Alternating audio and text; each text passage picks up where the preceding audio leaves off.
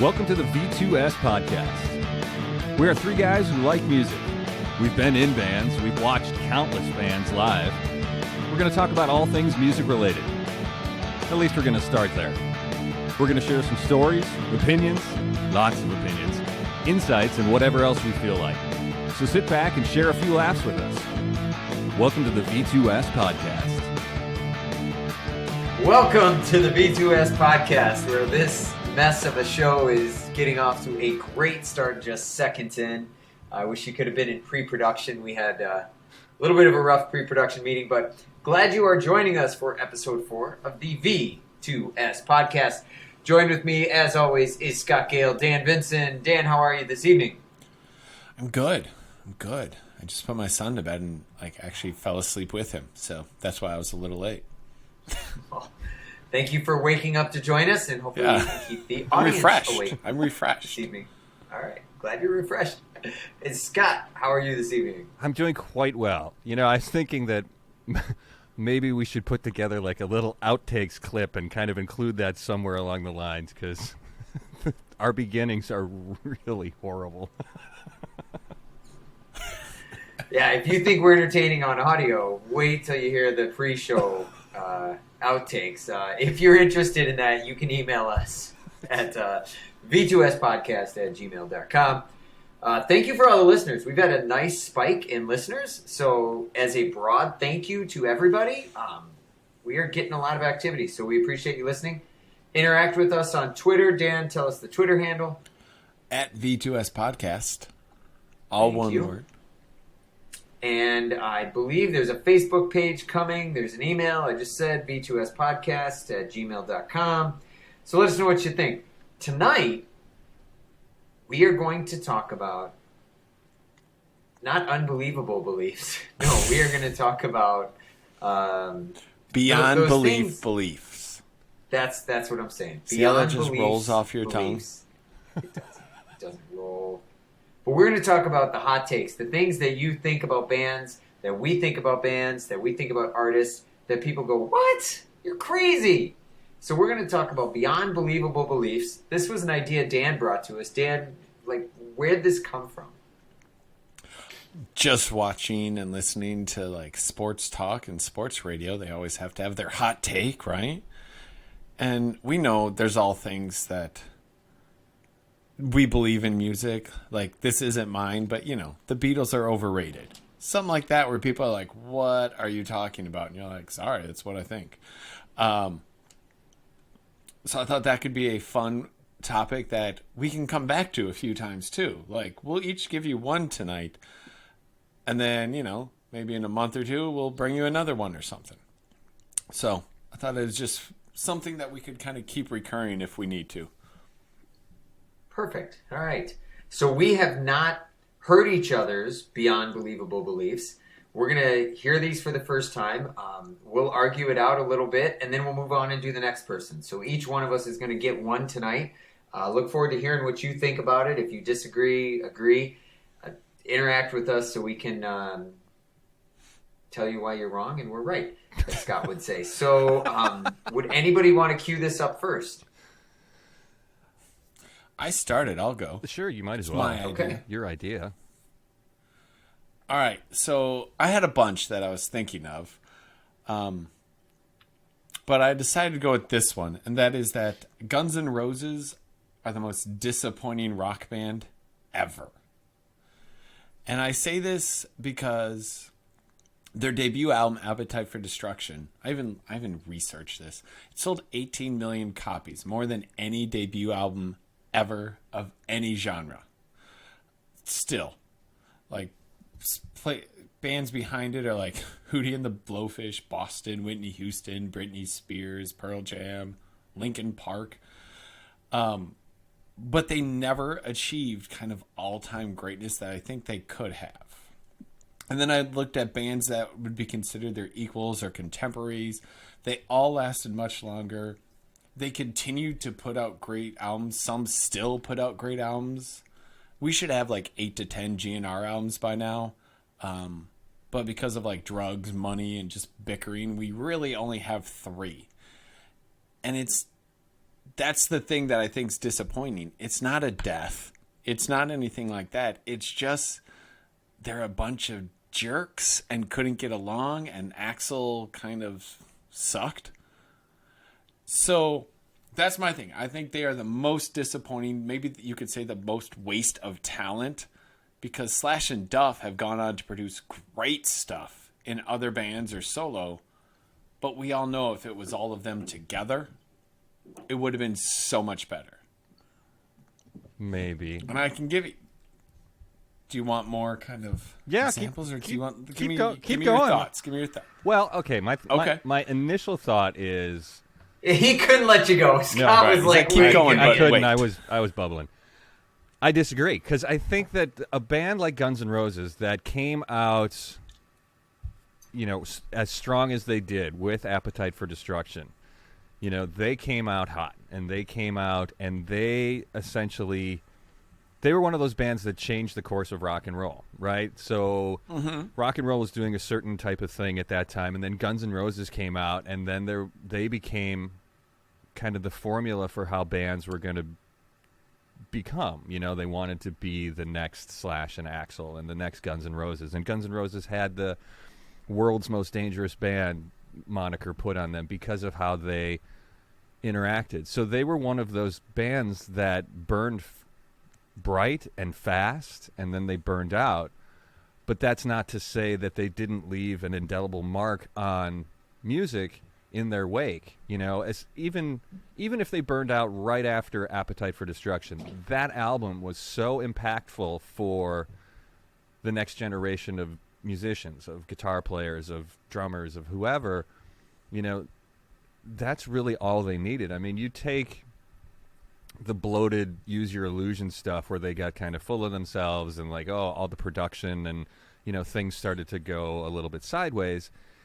If you take those out of the equation, you still have a masterpiece in Appetite for Destruction. So yeah, maybe they didn't last as long as some other bands. They didn't have the longevity, but I think their impact on music culture far outweighs some bands that have lasted 25, 30 years, I don't disagree with that, but think of this. These are the bands that maybe music-wise and influence-wise, and I think kind of they should be equals with, but I don't think they are. Okay. So Sabbath. Black Sabbath put 8 albums out with Ozzy. Mm-hmm. Zeppelin put out 8 albums. Metallica's put out what? I mean, they've gone through death and stuff, but they had 3 with Cliff, 4 with Jason, 2 with Robert, 1 with Bob Rock. Aerosmith's got 15 albums. AC/DC did 7 with Bon Scott and then 11 with Brian Johnson. My main point is those are the bands that Guns N' Roses is probably comparative with, right? They're definitely, no doubt, one of the best bands. But if they could have gotten their stuff together, it would be them and Metallica in hard rock, and no one else would even be close. Well, for sure, absolutely. I think that's a valid point. But think about it from this perspective.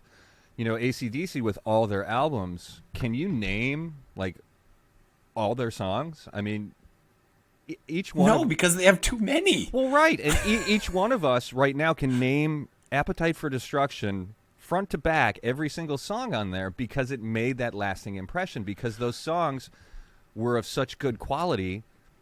No doubt. It's the quantity versus quality type argument, I think. You know what I mean? I understand, but it's definitely one of the best, if not the best rock album ever. Mm-hmm. I'm not going to debate that. That is. But they should have been able to do that. And the Use Your Illusions were way different. They were both phenomenal, but way different albums. Mm-hmm. They could have even just kept doing that.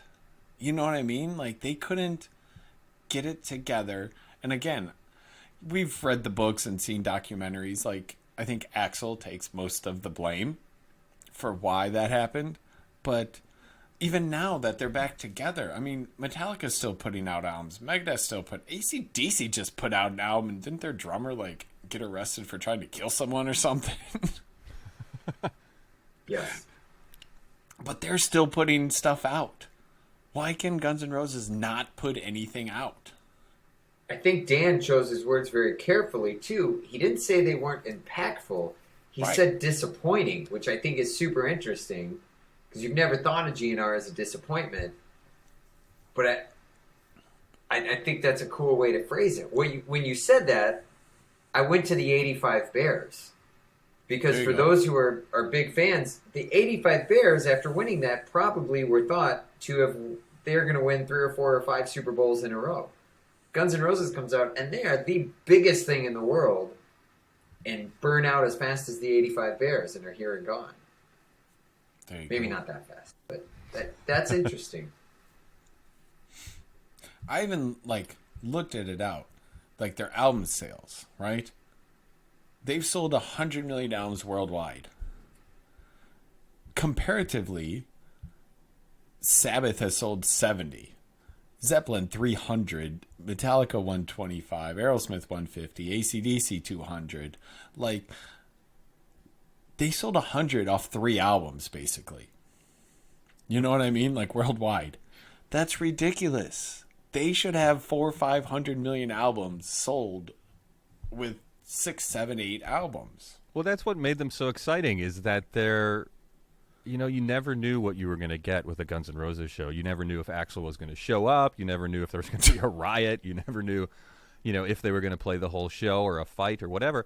I mean, I think that's what made Guns N' Roses so exciting, and what made, I don't know if they were a disappointment in.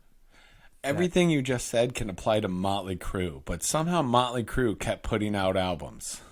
Good or bad, whatever. But they kept. So let me ask something, Dan. Let me ask something, and I'll ask Scott this too. What are we, 23, 24 years removed from the heyday of Appetite? Are you excited to hear a new GNR album in 2021? No. No? No, Scott? Me neither. Because unless you, I'll listen. Yeah, I'll listen but too.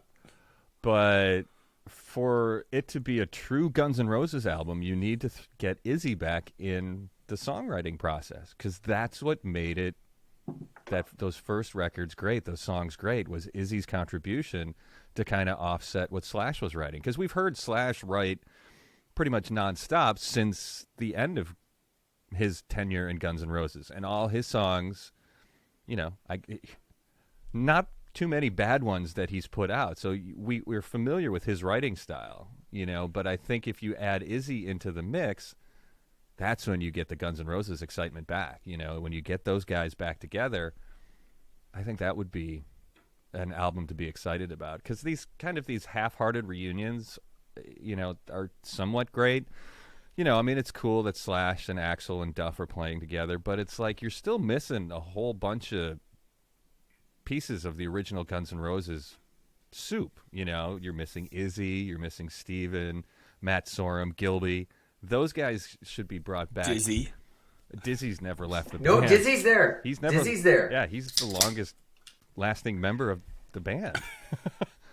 But why wouldn't I guess it's all personality stuff, but Guns N' Roses has had 3 guitar players in the band before, so bring back Izzy and Gilby. It's how cool would that be? I could go with or without Gilby. I agree with you on Izzy. And no offense, Steven, I'd want to see Matt playing, just because I think probably more reliable. Yeah, well, he'd come out for a song or 2. Yeah. But I think Matt should be there sure. As part of the reunion. I think he got hosed over. For sure. I don't want to see him unless Buckethead's playing. That's all I'm saying. Okay. We may be, out of everybody who listens to this, we may be the only ones who've seen them with Buckethead. We have. Yes. Yeah. All right, so... I've said that. I've never seen Guns N' Roses. I've seen Axl and Friends. I saw Guns N' Roses. You can't say you've seen Guns N' Roses if you've seen Axl and it's 7 other guys, but yeah. I saw him in '92, right at the beginning of the Use Your Illusion tour. So Izzy was still in the band. At Alpine. Yeah, didn't that where they opened the I was tour? there. Yep, that's Yep. where they opened the tour. Axl had a broken leg. Okay, I looked this up too. So Spaghetti Incident, we've all talked about it. Like every now and then you pull it out, you're like, maybe it's not so bad. And then you listen to it, you're like, oh my gosh, yes, it really is as bad. I thought maybe, but no. Actually, No, I disagree. The Spaghetti Incident is fun. Maybe I'm this sorry. is my hot I'm take. sorry. The Spaghetti Incident is freaking fun. I missed about. I'm looking at my list. Not Spaghetti Incident. Chinese Democracy. Chinese Democracy. Sorry. Oh, okay. Okay. Spaghetti Incident's got some fun stuff, yes. But Chinese Democracy, you pull it out every now and then, like every few years, and you're like, it can't be that bad. And you hear the song or two, and you're like, it's not bad. Then you keep going, and you're like, oh wow, Yeah. really bad. Like better, Really good bad. song, Right. but it sold like 1 million copies. All that hype, all that build up, and it 13-year sold wait. 1 million copies. And Best Buy bought 1.5 million. So figure that one out. So they threw out half a million. All right. So Dan's hot take is that Guns N' Roses is the world's not most dangerous band, but most disappointing band. Right. Axel, if you hear this and would like to defend that take, we would host you on the next episode without hesitation. Yeah. Hey, So- like I said, Appetite is phenomenal. It's probably one of the top 2 or 3 best albums ever. And the Use Your Illusions are great, but there should have been more. Well, yeah, of course there should have And been right more, now with but their reunion tours are no different than a Poison tour. They're not putting out new stuff. It's just a reunion tour, and it's fun. which All right. I like that. That's an interesting take. I didn't think that one. I didn't anticipate that one. So that's a fun one. Interested to hear people's response to that. no, so that thank was you, a good Dan. one. Let's jump over to Scott. Scott, what do you got for Beyond Believable Beliefs? All right. See, I got it right that time. So my belief beyond believable, beyond buttermilk, is Far that Beyond Driven. was that the right alliteration that I used, Dan? Yep. Okay, good.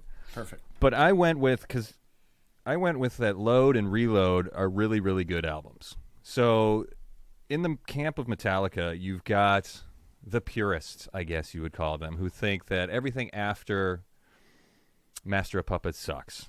Then you've got everybody who's like everything after Injustice sucks and all that. But, Load and Reload out of all their albums have gotten the most flack of any album that they've put out without including Lulu, that disastrous album there.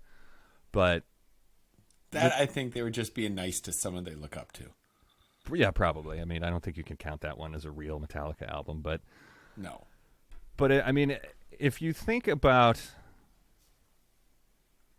the prolificness of Metallica in the 90s, so they put out the Black Album in 91, Load in 96, Reload 97, Garage Inc. 98, S&M in 99. They were just really firing on all cylinders during that period of time.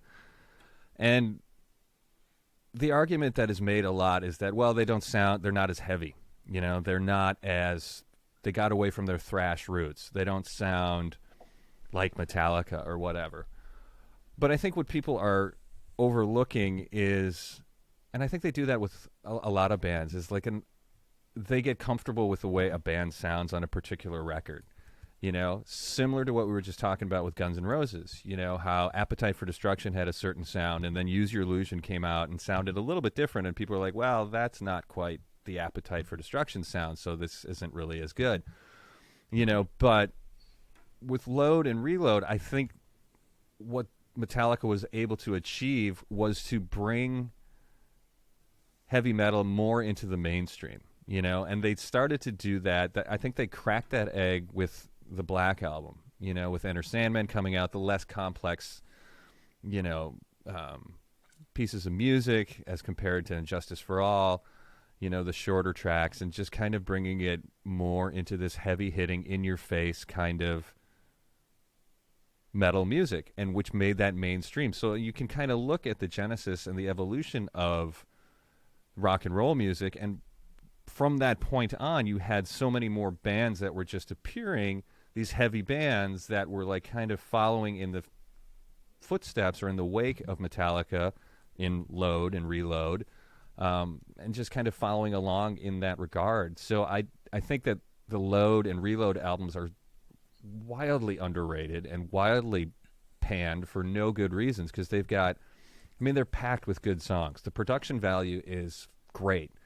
I mean, the guitars sound thick and heavy on there. The drum sounds great. And again, I think we've talked about this before. It's that Bob Rock kind of magic sauce that was put into Metallica for the Black Album and the Load and Reload and those other couples up until something went off the rails on Saint Anger. But, Saint Anger, they said, okay, we'll do exactly what you want. And then people don't like that either. Well, that's kind of the point, is that people are going to complain and not be satisfied unless Metallica puts out Master of Puppets 2, right? So unless they get that, people are going to be finding things to crab about and complain about or whatever. And I don't think it's fair, and I don't think it takes into account the genius behind the creation of that music and those songs. So because if you look at like the song like Bleeding Me, that song vocally is incredible, musically is great. A lot of those riffs that are throughout Load and Reload, they're great guitar riffs and great songs. And, again, that period of time, Hetfield's vocals were just like almost perfect metal vocals, I mean, it was that right combination between singing and that, guttural kind of growl that we were familiar with from the Injustice for All album, and he kind of evolved into just a powerhouse of a frontman and vocalist in that period.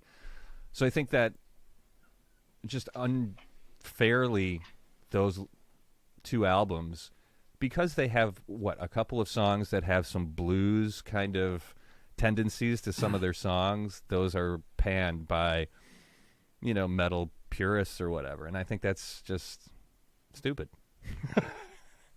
So I want to ask a question on something you said, because I've never thought of it this way. And for those who don't know, Dan Scott and I are probably of the few ilk that appreciate all eras of Metallica, from Kill 'Em All to literally Hardwired, and can appreciate and enjoy every freaking album and defend every one. So obviously you just heard Scott defend the Load era. But you said something interesting that I've never heard somebody say. You said Metallica decided to bring metal to the mainstream, and I never thought of it that way. Do you think that was intentional on their part? Like, we are consciously going to bring metal to the mainstream? I don't think it was probably a conscious thing that they did. I think perhaps the mainstream and Metallica met halfway. Metallica, I think, after coming off of Injustice for All and having the complex time signatures and the time changes in the songs and the really long tunes, trying to show that, hey, we can do prog rock too, and we can really get complex with our compositions and so on and so forth. They wanted to dial it back for the Black Album and get back to, in-your-face, heavy songs that are, shorter in runtime. So they did that with the Black Album, and that was obviously a huge, huge success. But I think then for the Load albums, I think they wanted to, again, go in a different direction. And I think most bands, if you talk to most bands, they're going to say something similar. That, look, hey, for this next album, we wanted to do something different. We had done this type of stuff before. We wanted to take it into a different direction, And I think that's the sign of a true artist, is somebody who's not afraid to kind of follow where their inspiration is taking them, regardless if it goes against what the typical playbook is of the previous album that they put out. I mean, AC/DC is kind of the exception to that, because they've got a sound, right? And they've got a very formulaic sound that works for them. But I think a lot of other bands take the route of how Metallica goes. I mean, each one of their albums has such a unique sound. You can tell Kill 'Em All, from Ride the Lightning, from Master of Puppets, from all of them. You can tell them apart just instantly. When you hear like 5 seconds of a track, you'll be able to be like, oh, that's from Master of Puppets, or that's from Ride the Lightning, or that's from Saint Anger, you know? So I think that's just, it's just a compliment to their artistry and their ability to follow their passion and what they want to create with each of their offerings to us as the music community who consumes their creations. You know what I mean? I will. I'll agree with you 100%. I think the Load albums are the worst Metallica albums, but that's like saying you're the ugliest supermodel. You know what I mean? Like, they're the worst Metallica albums. Well, okay, maybe Stanger's the worst Metallica album. But if you put I've always said this, if you put any other name on those albums, they're huge hits. You know what I mean? If that's the Scott Gale project and here's your album, people are going to love them. But because it says Metallica and people think this is what Metallica should sound like, even though they shouldn't, because they started doing this back with Ride the Lightning when they did Fade to Black. Well, exactly. You know what I mean? Like, right. They've done this forever. Even Sanitarium is a completely different song than Battery on the same album. You know, it's completely different style. Right, and it just... But I think the pushback was probably the popularity. Because right. Metallica had gone from this underground, this is our secret, we know about Metallica. Right. Even at the Justice point, they were breaching that we're a major band now. But there was still a community of Metallica, and the Black Album, and then especially the Loads, gave it to the whole world. Right. And everybody could take Metallica in now. Right. And that is, I think, why some fans, like, it's not ours anymore. Well, like you said, was it a conscious decision? I guarantee, look at Metallica. I mean, we all love them, but they are not afraid to try things to make $1. You know what I mean? Like, I don't know. When they changed on the Black Album, and all of a sudden they were selling out places after Justice and Puppets, but after the Black Album, and they tour for like 2 years selling everywhere. Ooh, I kind of like this. Let's keep going with this. And maybe they did make another conscious effort to like, maybe if we even dial it back another. And they showed they are talented musicians. They're not just these thrash players that just bang loud and fast. They have a lot of skill. Yeah. And they're like, we'll make a lot of money. I don't know the numbers off the top of my head, but I bet Load has sold more copies than Kill 'Em All. Yeah, Load sold 5 million, and I believe Reload sold 4 million. Black Album sold 16 million. But that had to be a conversation, whether it was between James and Lars or the entire band. Like, I'm equating it even in my head for those people who like Theory of a Dead Man right now. Theory of a Dead Man has taken a complete right turn and have gone pop. And they were a hard rock band, and their last 2 albums have been pop. And there had to be a conversation. Tyler, who writes the songs, didn't just come in and say, I got an idea, let's just do this for an hour. Like, you would think Metallica had that conversation of, I think we're going to steer our music seems to be going this way, don't you think? And yeah, that's going to make us a lot more money. I don't know. I don't think it was motivated by, hey, we're enjoying the success we're having. Let's kind of dial back our thrash roots into this more melodic kind of style. You know, it's hard to say. I don't know for sure, but I don't think that was a conscious choice on their part. I think it was just kind of a natural evolution of like, hey, this is where we are right now. This is kind of the music scene as it is. What can we do that's a little bit different from what's out there right now? How can we continue to pioneer in this field as Metallica, you know, within the landscape that exists right now? Because, I mean, you hear stories about how, you know, Dimebag from Pantera, after he heard the Black Album, he was like, oh, I can't stand Metallica anymore. I'm so disappointed that they went away from their heavy metal roots. But it's, you know, so you get that kind of like pushback and pull. And I just don't think they ever truly went away from who they were at the core. They've always been a heavy band. There's not, you can say other bands are heavier or whatever, but still, I don't think there is a heavier band than Metallica out there, just because of, I just don't think there is, because they are. That might be your hot take, maybe, above and beyond what you said. Pantera's heavier than heavier Metallica. band than Metallica. Pantera's heavier. Are they though? But there's a difference between like heavier and like there's bands that play louder and faster and all that. But right. What is heavier? Aren't any bands that I don't think there's any other band that can do what Metallica can do with the talent. You know what I mean? Like Pantera couldn't have put out an album that all of a sudden was more melodic and slower and all that. You know what I mean? Like they kept getting faster and faster and faster. And, it got a little worse. Right? Megadeth tried to do what Metallica did. And it was fine. Countdown to Extinction's an amazing album. But they put out that, what was the album that Trust was on? Trust Cryptic was Writings? good. Cryptic Writings, yeah.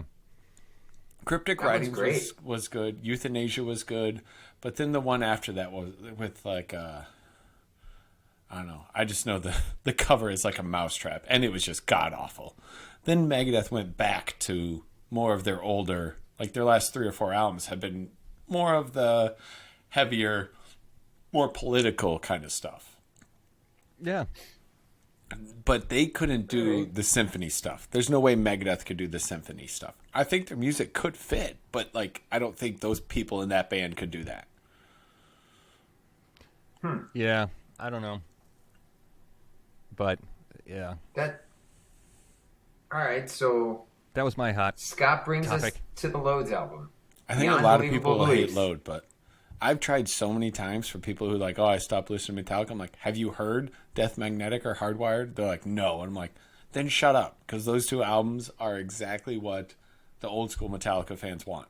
Well, exactly right. Yeah, so they're great. They are. You need to grow with your band. Right? Well, you need to grow, and you know what? Not all of us want to work with the same people we worked with when we were 17, and so we mature and grow. And yet we expect the musicians that we like not to mature and grow. So right. Isn't it funny? It's like you buy an AC/DC album, you want AC/DC, damn it. I want those same things. It's going to have 3 really great songs and then like 9 songs. Right? 9. Godsmack, oh my gosh, like you could just run Godsmack on a loop. It's the same song. And it's great. I love it. And then there'll be like a voodoo song in there every now and then. There's some bands where this is the formula I want. And then there's some bands like Metallica. Faith No More is like that for me. Like, I know they mix it up a lot, and that's what I like about them, mixing it up. Yeah. Poison, I don't want Poison to mix it up. I want Poison. No. Bon Jovi's found a pretty good formula. Okay, so that's actually a good segue, because both my takes had to do with bands you mentioned. They're very different. My Beyond Believable Belief was very different than anything you guys had said, but they involved Metallica and Guns N' Roses. So just to shake it up, I'm going to save those for maybe part 2 of this. Ooh. And I have a comment, so I wrote a few things down. One of them has to do with Bon Jovi. We're not doing keeping it at under 30 minutes, by the way. I know we're gonna tighten this up because this probably won't be long, mine. But I'm a huge Bon Jovi fan to this day. I'm one of the few that has still bought every single. Well, that's not true. Their last 7 albums went #1, so I'm not one of the few that still buys their albums. But I'd like to know if you're one of the few who buy all their albums. You know? Yes. No. Oh yeah, like from Bon Jovi to 2020. Right. Is that the same fan base, or is it a new fan base buying their new albums? That's interesting. So for that fan base, here's my hot take. Bon Jovi is better without Richie Sambora. Wow, I never thought I'd hear you say that. What? I know. What? Okay, so let me give you... See, I know. I forgot to tell you this. Richie Sambora wanted to be on the show next week, so thanks for ruining that. What? Yeah, well, okay. He has the time. The Damn. reason I picked up a guitar is because of Richie Sambora. So this is not like throwing shade, as they say on Richie Sambora. I absolutely love Richie, but the sound, and I do enjoy their albums. I call the trilogy of Have a Nice Day and Crush and Bounce a Nice Crush, because they're all the same album. And I really feel like they stopped trying. What About Now, and I know you guys don't have these albums, but What About Now is a mellower version of Have a Nice Day. And it's Is Richie fine, on all but those? yes. But once Richie left, This House Is Not For Sale, the first album without Richie, it's like John got new life. And the songs have so much inspiration and so much meaning. And it's like, oh my gosh, this is why I listen to this guy. And his writing is at such a high level. And Phil X is a fine guitar player. Like, he does a very nice job filling in. I've seen him twice. He does a nice job filling in for Richie. The albums, you really can't tell it's not him. The biggest difference is I feel like John is trying again. And he's just got this youthful enthusiasm in his voice. The lyrics matter. It's just not tired. And so that's why I think they are actually better without Sambora, even though I would love Richie to come back. Their last two albums have been, I don't think they would have been as good if Richie would have been there. So that's my take. Let me ask you this. Is Comments. anything they've done without Sambora as good as Slippery When Wet or New Jersey? Exactly. That pause means no. Right. So I'm not saying they're not good. I can't comment on how they are without him because, like you said, I haven't listened to them. Is there a guitar solo as good as Wanted Dead or Alive? Because Okay, you can't pick that song. oh, you can't. That's quintessential Bon Jovi, Sambora. Oh my God, that song is good. The guitar solo in that song is just perfect. I mean, It's the reason I play guitar. I know. it's a perfect guitar solo. That's one of those guitar solos that gives you chills every time you hear it, no matter how many hundreds of times, okay, probably thousands of times that I've heard that song by now. I still get chills when I hear that guitar solo because it's so damn perfect. I know. It is. It really is. So Yeah. I think we're convincing him off his topic. No, I'm not going off it because, like, the last album, when What About Now came out, I was like, okay, John, we are seriously getting into Rod Stewart territory. Like, you are just mailing it in, doing the big hair, big band. He's got 14 people in the band now.